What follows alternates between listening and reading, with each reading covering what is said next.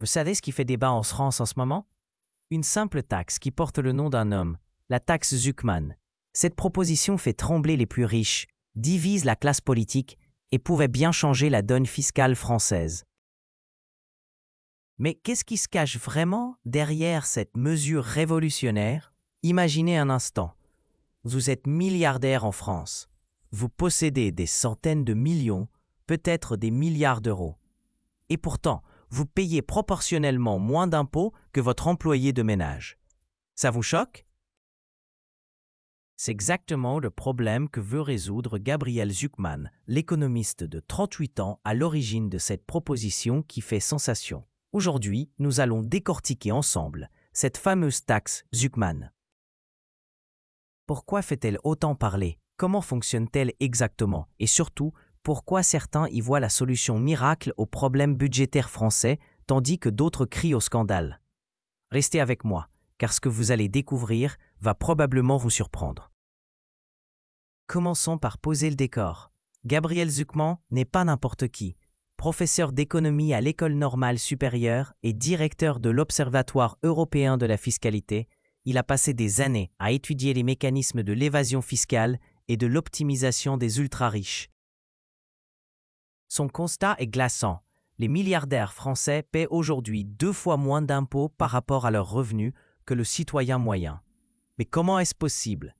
La réponse tient en quelques mots, les sociétés holding. Pendant que vous et moi payons nos impôts sur le revenu quand nous touchons notre salaire, les ultra-riches ont trouvé le moyen de contourner totalement cette obligation. Prenez l'exemple concret de Bernard Arnault. L'année dernière, il a touché 3 milliards d'euros de dividendes grâce aux bénéfices de LVMH. 3 milliards d'euros. Et savez-vous combien il a payé d'impôts sur le revenu sur cette somme astronomique? 0 €, pas un centime. Cette réalité était méconnue du grand public jusqu'en 2023. Les études les plus récentes ont révélé l'ampleur de cette injustice fiscale. Pendant que les classes moyennes supportent le poids de l'impôt, les plus fortunés échappent largement à leurs contributions. C'est de ce constat qu'est née la proposition de Gabriel Zuckman. Alors, concrètement, que propose cette fameuse taxe? Le principe est d'une simplicité déconcertante. Si vous possédez un patrimoine supérieur à 100 millions d'euros, vous devez payer un impôt minimum calculé à 2% de votre fortune. Pas 2% en plus, 2% au minimum. Si vous ne payez actuellement aucun impôt, vous devrez verser ce complément pour atteindre les 2%. Si vous en payez déjà un peu, vous compléterez pour arriver à ce seuil. Les chiffres donnent le vertige. Cette taxe concernerait environ 1800 foyers fiscaux en France, seulement 1800 familles. Mais ces familles possèdent des fortunes colossales. Pour comprendre l'ampleur de cette concentration de richesses, regardons l'évolution du classement des 500 plus grandes fortunes françaises publié chaque année par le magazine Challenge. En 1996, ces 500 familles possédaient l'équivalent de 6% du PIB français. Aujourd'hui, c'est 42% du PIB. Une explosion considérable de la richesse au sommet. Cette concentration explique pourquoi la taxe Zuckman pourrait rapporter entre 15 et 25 milliards d'euros par an. Divisé par 1800 foyers, cela représente effectivement des montants importants par famille concernée. Mais rappelons-nous qui sont ces contribuables. Leur fortune augmente en moyenne de 10% par an. Si vous possédez 1 milliard d'euros aujourd'hui, vous en aurez probablement 1 milliard 100 millions à la fin de l'année. La taxe de 2% représenterait 22 millions d'euros. Au lieu d'avoir 1 milliard 100 millions, vous auriez 1 milliard 78 millions. Votre fortune continuerait d'augmenter, juste un peu moins vite. Mais évidemment, cette proposition ne fait pas l'unanimité. Les critiques pleuvent de toutes parts. Premier argument, cette taxe serait anticonstitutionnelle. Gabriel Zuckman répond que c'est exactement l'inverse. Il s'agirait selon lui d'une mise en conformité avec le principe constitutionnel fondamental d'égalité devant l'impôt. principe inscrit dans la Déclaration des droits de l'homme et du citoyen de 1789. Quand on est plus riche, on ne devrait pas pouvoir payer moins que les autres catégories sociales. Deuxième critique, le risque d'exil fiscal. Zucman, fort de 15 années de recherche sur ces questions, relativise. Le consensus scientifique montre que l'exil fiscal existe, mais reste très faible, surtout pour un taux de 2%. Si on parlait d'une taxe de 25% ou de confiscation, le débat serait différent, mais à 2%, les fortunes continueraient d'augmenter significativement. Troisième argument, les riches seraient stigmatisés. Pour Zucman, il ne s'agit pas de stigmatisation, mais de justice fiscale élémentaire. Aujourd'hui, le système fiscal français permet aux plus riches d'échapper largement à l'impôt pendant que les classes moyennes portent l'essentiel du fardeau fiscal.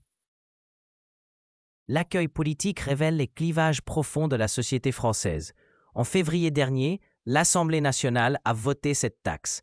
Tous les partis de gauche ont voté pour. La droite a voté contre.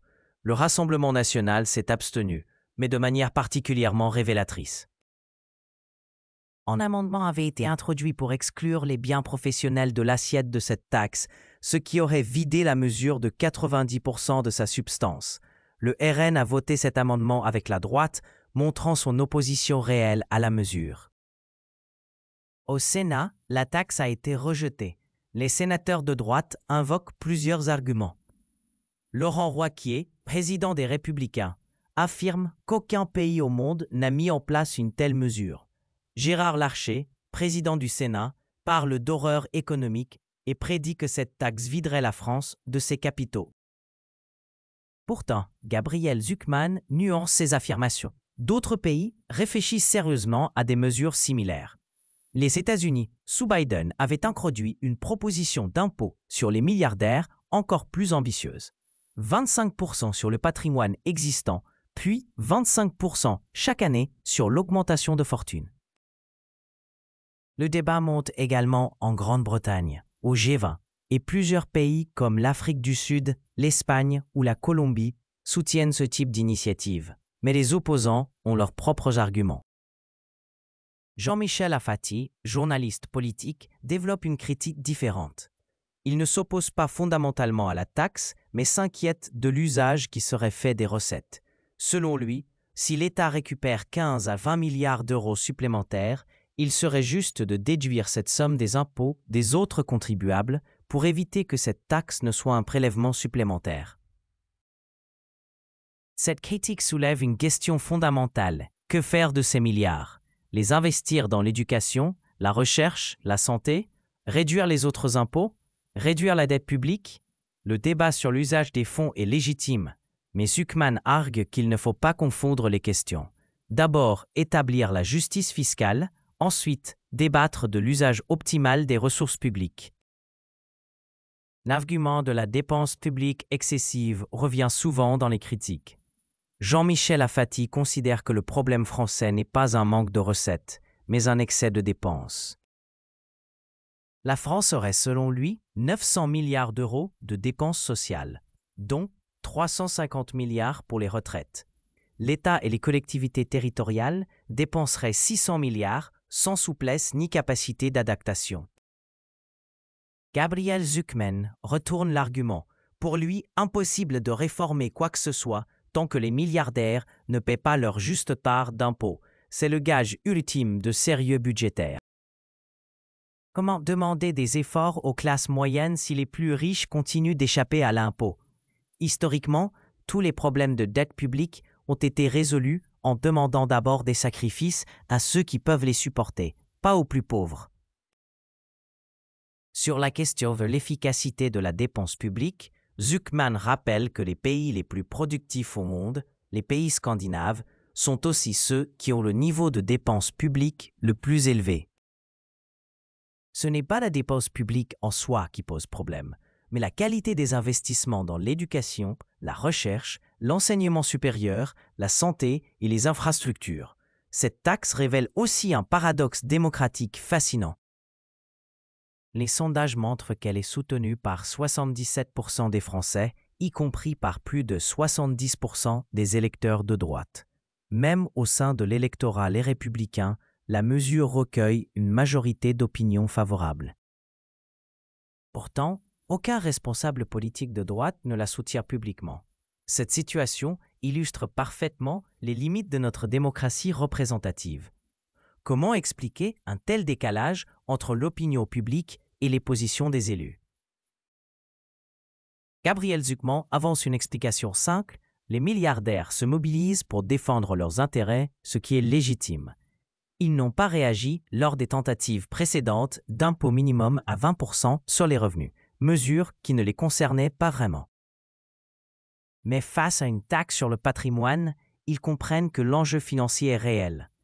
Cette mobilisation des intérêts économiques face aux mesures fiscales n'est pas nouvelle. Elle illustre cependant l'influence considérable que peuvent exercer les ultra-riches sur les décisions politiques.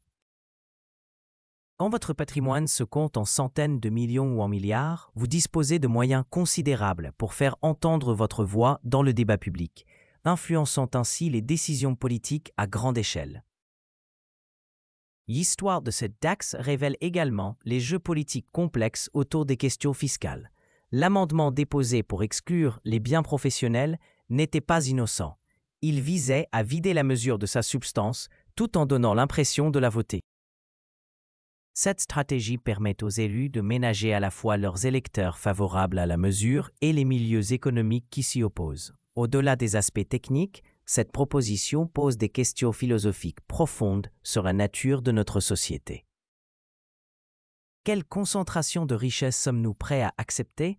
À partir de quel moment l'inégalité devient-elle problématique? Dans quelle mesure les plus fortunés doivent-ils contribuer au fonctionnement de la société qui leur a permis de prospérer? Gabriel Zucman insiste sur le fait que sa proposition s'appuie sur un travail scientifique rigoureux impliquant des dizaines de chercheurs dans le monde entier. Ce n'est pas une lubie idéologique, mais le résultat d'années d'analyse des données fiscales et économiques. Les chercheurs ont étudié l'expérience de l'ISF, ses défauts et ses échecs pour proposer une solution qui évite les écueils précédents. L'ancien impôt de solidarité sur la fortune avait effectivement de nombreux défauts. Trop d'exemptions, possibilités d'optimisation, problèmes de valorisation. La taxe Zucman vise à corriger ces défauts en créant un impôt simple, difficile à contourner et concentré sur les très grandes fortunes uniquement. Il ne s'agit pas de punir les riches ou de redistribuer par principe, mais de corriger une anomalie du système fiscal français qui permet aux plus fortunés d'échapper largement à l'impôt. La mondialisation a permis aux capitaux de circuler librement, créant une concurrence fiscale entre pays. Cette concurrence pousse souvent vers une diminution de la fiscalité du capital au détriment de celle du travail. Gabriel Zucman le pense. Rappelons que notre pays a souvent été en avance sur les questions fiscales. L'impôt sur le revenu progressif, la TVA, de nombreuses innovations fiscales ont été expérimentées en France avant d'être adoptées ailleurs. Cette taxe cristallise des visions différentes de la société française. D'un côté, ceux qui considèrent que la richesse doit être récompensée et que la fiscalité ne doit pas décourager l'entrepreneuriat et l'investissement. De l'autre, ceux qui estiment que les inégalités actuelles menacent la cohésion sociale et que les plus fortunés doivent contribuer davantage au financement des services publics. Ces deux visions ne sont pas forcément incompatibles. On peut défendre l'entrepreneuriat tout en réclamant une contribution fiscale équitable des plus riches. On peut valoriser le mérite individuel tout en reconnaissant l'importance des infrastructures collectives qui permettent la création de richesses. Gabriel Zucman se défend d'ailleurs d'être un militant politique. Il n'a jamais été encarté dans un parti, même s'il a pu signer des tribunes de soutien. Sa motivation reste avant tout scientifique, établir des faits, analyser les données et proposer des solutions basées sur l'évidence empirique plutôt que sur les préjugés idéologiques. Cette posture illustre le rôle que peuvent jouer les chercheurs dans le débat public. Face à des questions complexes comme la fiscalité, l'expertise technique devient cruciale. Les citoyens ont besoin d'informations fiables pour se forger une opinion éclairée. L'optimisme affiché par Gabriel Zucman sur l'avenir de sa proposition se base sur plusieurs éléments. D'abord, le soutien populaire massif. Ensuite, la logique économique claire de la mesure. Enfin, les besoins budgétaires croissants de l'État français qui rendent nécessaires de nouvelles recettes fiscales. Cet optimisme est-il justifié? L'histoire récente suggère que les résistances politiques restent fortes. La chute du gouvernement Bayrou a montré que les questions fiscales peuvent avoir des conséquences politiques majeures. Aucun gouvernement ne souhaite prendre le risque d'affronter simultanément l'opposition parlementaire et la mobilisation des milieux économiques. Pourtant, la pression démocratique pourrait finir par l'emporter. Quand 77% des citoyens soutiennent une mesure, il devient difficile pour les élus de l'ignorer indéfiniment. La question est de savoir si cette pression sera suffisante pour surmonter les résistances organisées. L'exemple de cette taxe révèle finalement les limites de notre système démocratique face aux intérêts économiques organisés. Comment garantir que l'intérêt général l'emporte sur les intérêts particuliers, même légitimes? Comment s'assurer que tous les citoyens, riches ou pauvres, contribuent équitablement au financement de la collectivité? Ces questions dépassent largement le cas français. Partout dans le monde développé, les inégalités se creusent et la fiscalité du capital diminue. La taxe Zucman pourrait devenir un test de la capacité des démocraties à réguler le capitalisme contemporain. Quoi qu'il arrive, cette proposition aura eu le mérite de remettre la question de la justice fiscale au centre du débat public. Elle oblige chaque citoyen à se questionner sur le niveau d'inégalité acceptable dans notre société et sur la contribution que chacun doit apporter au fonctionnement collectif. Au final, la taxe Zucman ne se résume pas à une question technique sur les taux d'imposition. Elle pose la question fondamentale du type de société dans laquelle nous voulons vivre, une société où la richesse se concentre. Toujours davantage au sommet pendant que les services publics se dégradent, ou une société où chacun contribue selon ses moyens au financement du bien commun. La réponse à cette question déterminera peut-être l'avenir de la démocratie française, car au-delà des chiffres et des pourcentages, c'est bien de l'idée que nous nous faisons de la justice et de l'égalité qu'il s'agit. Et vous, que pensez-vous de cette proposition qui divise tant la France ?